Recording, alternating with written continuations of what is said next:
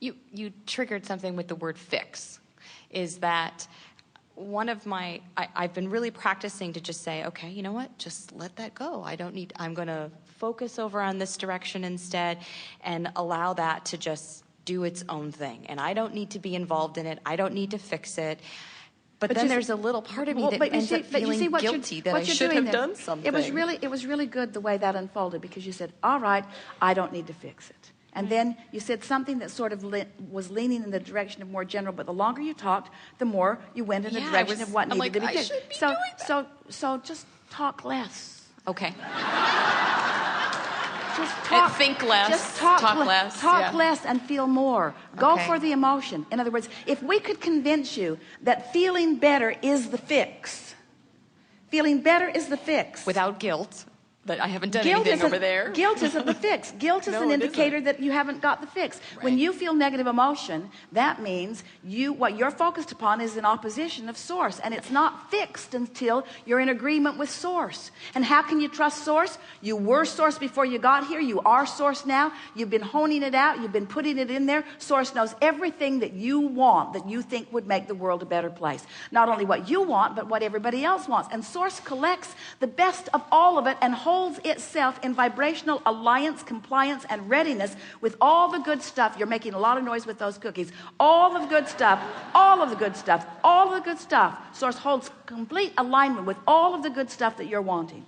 And as you work yourself into vibrational alignment with all of that good stuff, what begins to happen is that good stuff begins to reflect itself back into your experience in the precise way that you said you wanted it to happen. And if you don't let too much gap go between your launching of the desire and your receiving of the manifestation, then you know your power. If you let too much time go, because goodness is happening. Sometimes it goes from generation to generation. Sometimes it's 3 or 4 or 5 generations later to find the peace or the gift in something, you see. We just don't think you should have to croak in order to reap the benefit of what you put into your vortex. Right. That's the whole point of all of this conversation, you see. Okay. Really. We make too much of all of it. But the reason that we do is because you ask sometimes for things that you're not quite ready to hear in the fullness.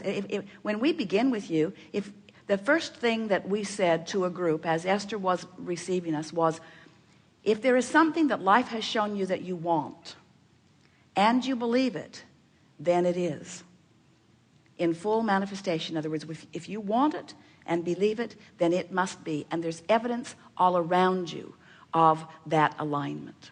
Okay. Well, those are nice sounding words, but most people don't even, they thought, at least at that time, that to believe something just meant to say it. I believe these affirmations. I believe this. I believe these annoying things. I believe them. And we say, what you believe is the vibration that you keep practicing. And the question is, are you practicing a vibration that is in alignment with what you really want and what the source within you believes, or something different?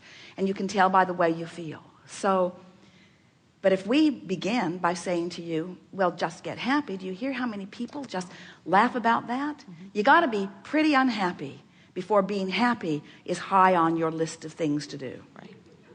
And when it is, then it is our knowing that you will find a way. And so that's really what we are talking about all day, every day. Okay. Getting right to the essence of who you are, and then reflecting that power back into manifestation. So just letting yourself be, don't worry about all that other stuff, and stop thinking.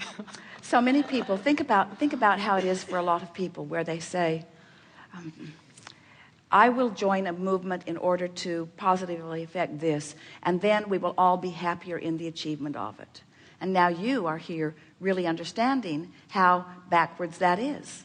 Because while you're on your movement and pushing against whatever it is that you don't want, you're holding yourself out of vibrational alignment with the very solutions you seek. Right. So when you understand that the problem and the solution are different frequencies, even the question and the answer are different frequencies, but you're here to do both. You're here to probe at the problem in order to create the solution, but then in order to retrieve the solution and manifest the solution, you got to line up with the solution. And now you know what? You all know exactly how to do that.